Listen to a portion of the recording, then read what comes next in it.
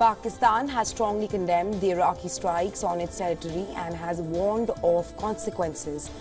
At least 2 children were killed in Pakistan, while 3 others were injured after Iran struck the country's territory.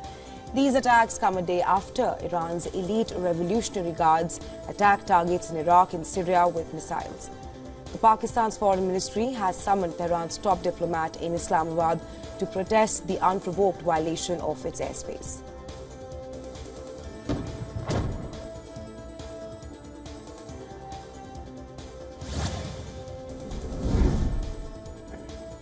Kiev says at least 17 people have been injured after twin S-300 Russian missiles struck the Ukrainian city of Kharkiv. Tuesday's raid has caused severe damage to residential buildings and areas.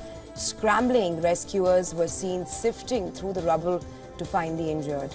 And as per the regional police, the assault happened in areas with no military infrastructure. The first strike struck a roadway, while the other one a 3-story apartment building. 12 people, including 2 women, have been hospitalized. Earlier on Tuesday, at least 3,000 people were made to evacuate the city's front owing to the Russian aggression there.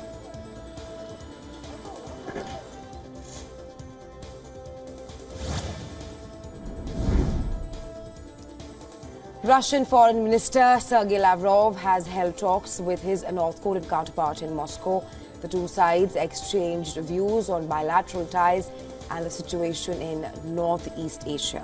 Lavrov said that the policy pursued by the United States and its regional allies poses threats to North Korea and does not contribute to the improvement of the situation in the region.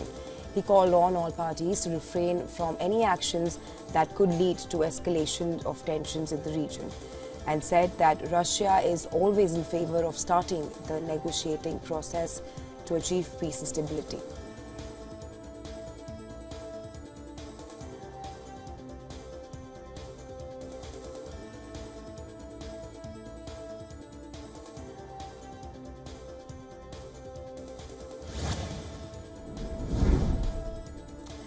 China's population fell for a second consecutive year in 2023. With a record low birth rate, the downturn is predicted to have profound long-term effects on the economy's growth. The National Bureau of Statistics and the total number of people in the country dropped by over 2 million just last year. Births in the country have been plummeting for decades as a result of the one-child policy implemented from 1980 to 2015. And the rapid urbanization during that period.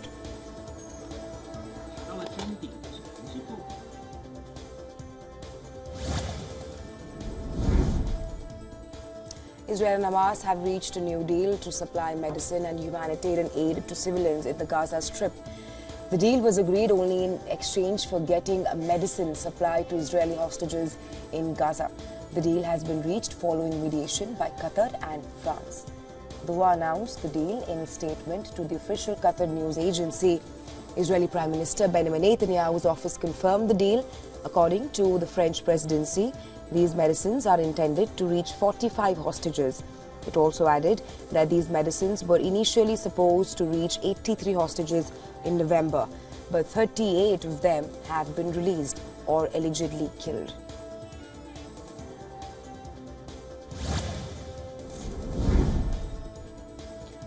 The Israeli military says its forces have eliminated a terrorist cell during a precise airstrike in the Balata camp. The military said in a statement that it eliminated Abdullah Abu Shalal, the head of the terrorist infrastructure of the camp, who allegedly planned to carry out a large-scale terrorist attack with his cell members. The Palestinian Health Ministry said an unidentified charred body arrived at the governmental hospital in the city after the Israeli forces bombed a vehicle near the camp.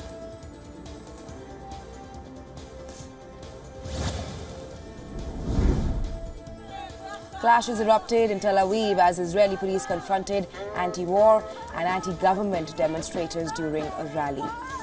This amid the ongoing war between Israel and Hamas in Gaza. The Israeli activists expressed their concerns. Demonstrators condemned the situation in Gaza, emphasizing the gravity of the events. The protest was filled with scores of people who think it has become crucial to protest against the massacres, starvation and destruction amid the ongoing war.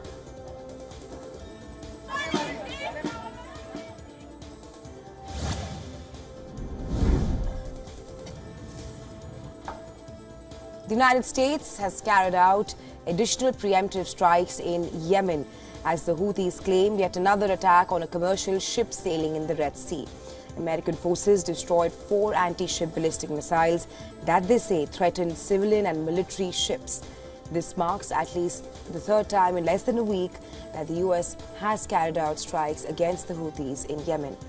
US and UK forces targeted nearly 30 sites in Yemen with more than 150 munitions last week. And in a follow-up action, US also attacked a Houthi radar site later. The latest attack by US comes as the Iran-backed Houthis targeted a Greek-owned vessel while it was transiting the southern Red Sea.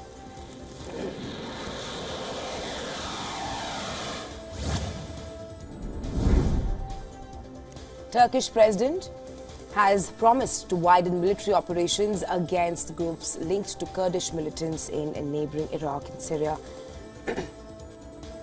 This comes days after an attack on a Turkish military base in Iraq which killed 9 Turkish soldiers. Turkish warplanes and drones have been carrying out airstrikes on targets in Syria and Iraq, which are believed to be affiliated with the banned Kurdistan Workers' Party.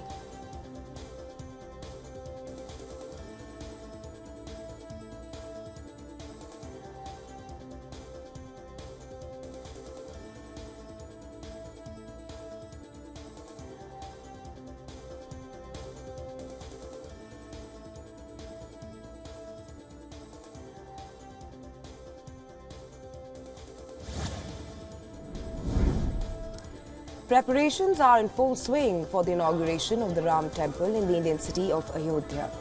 The idol of Ram Lalla will be touring the premises of the temple today.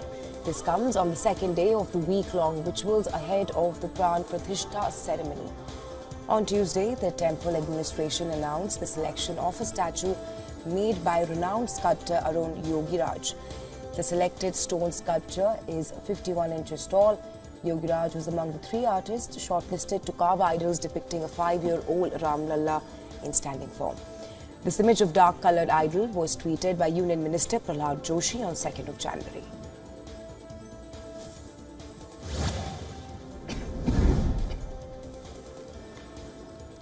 The inauguration of Ram Mandir in the Indian city of Ayodhya has created a global buzz as a part of the temple's consecration ceremony.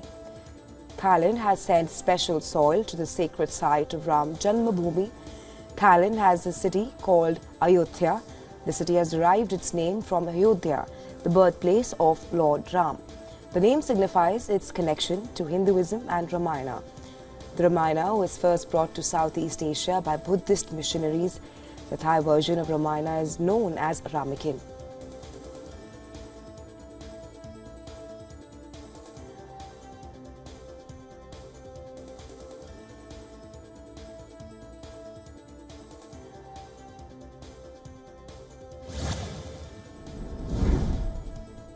Fresh of a campaign victory in Iowa, Donald Trump sat in a New York courtroom to defend himself. In a defamation trial, that is. This trial stems from columnist E. Jean Carroll claiming that Trump defamed her in 2019 while he was the president, after she accused him of sexually attacking her decades ago. The 80-year-old columnist is seeking more than $10 million in damages in the civil trial. A jury will determine how much Trump owes Carroll for mocking her when he was the president. In response to Carroll's defamation case against Trump, the former U.S. president says that Carroll has made up her claims to sell a book, and this is only one of the many trials that are on Trump's head.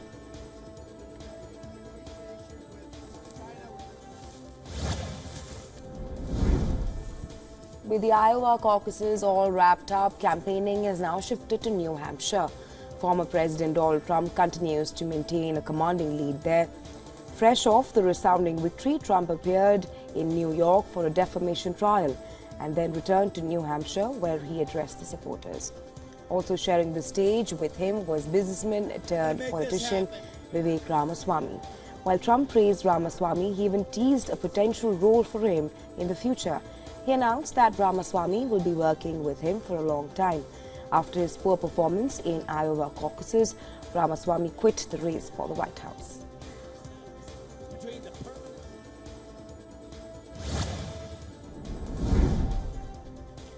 U.S. Defense Secretary Lloyd Austin's aide asked for the ambulance picking up the Pentagon chief to keep its lights and sirens off during a New Year's Day call to 911. Speaking to the 911 dispatcher, Austin's aide, and I'm quoting here, "Can the ambulance not show up with lights and sirens? We are trying to remain a little subtle." Austin's trip to Walter Reed National Military Medical Center and his subsequent hospitalization was kept a secret, including from U.S. President Joe Biden. Republicans seized on to the incident to accuse Austin, a retired four-star general who led forces in Iraq and who was U.S.'s first black defense secretary, with dereliction of duty.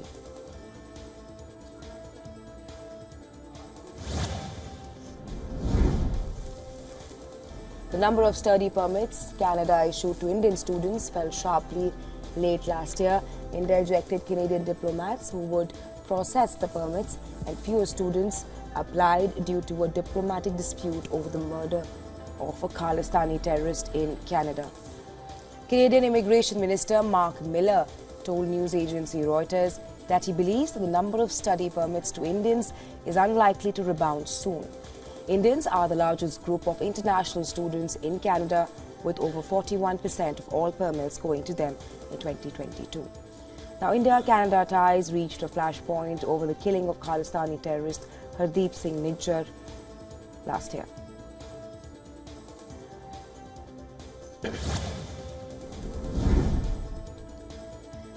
Millions of Americans are witnessing freezing rain and frigid temperatures in most parts of the United States. The Arctic blast flowing from Canada gripped much of the country, ending a nearly 2-year snow drought. Visuals show heavy snow blanketing roads, driveways, and streets that brought many cities in the country to a near standstill. Freezing temperatures have also affected political campaigns, sports events, and travel across the country. New York governor has cautioned residents to stay at home after sub-freezing temperatures were recorded.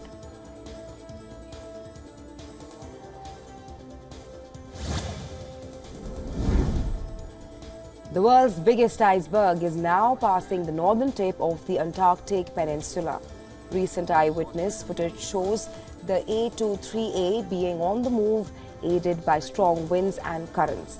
The berg, which is roughly 3 times the size of New York City, is truly colossal. Along with its gigantic width, the slab is also 400 meters thick. The first movement of the slab was recorded in 2020. This movement has been made faster by currents and winds. Expectedly, the A23A will float through the Antarctic circumpolar current. It will then be pushed towards the South Atlantic before taking to the iceberg route of the graveyard there.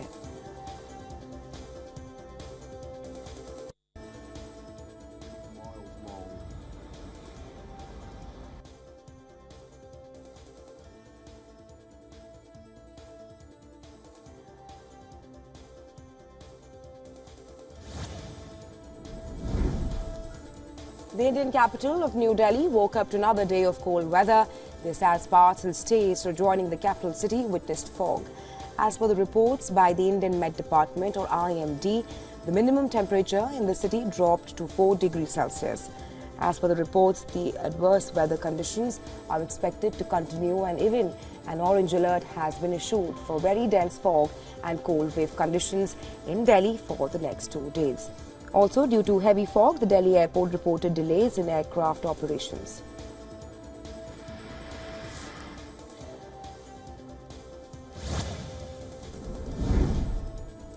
Another cheetah brought to India from Namibia dies at the Kunnu National Park in Madhya Pradesh. The 7-year-old cheetah named Shaurya was found in an unconscious state in an enclosure on Tuesday.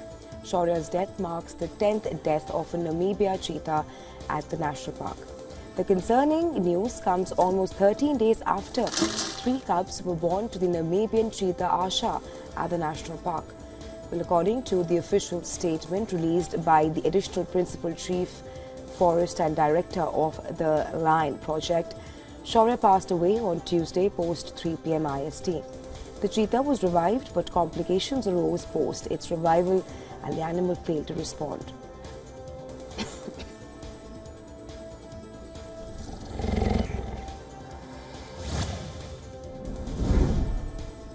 China's property market concluded 2023 with the sharpest decline in new home prices in nearly 9 years. Despite the government's efforts, December saw the steepest drop since 2015, with a 23% fall in property sales and the fastest decline in investment since 2000. The sector constitutes a quarter of China's economy, poses risk to the country's broader recovery. Despite policy interventions, including relaxed home purchase restrictions, sentiments remain low. Experts predict a central bank rate cut, and 62 out of 70 cities reported monthly price declines.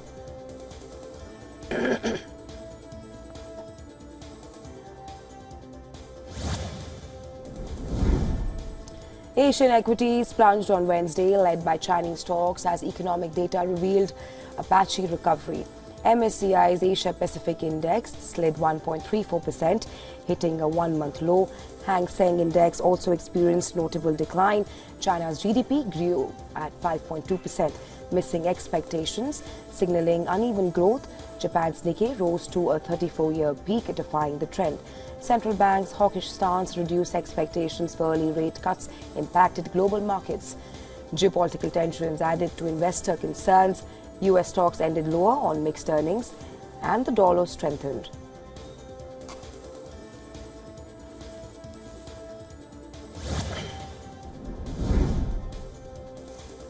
Google is laying off hundreds from its ad sales and voice assistant units.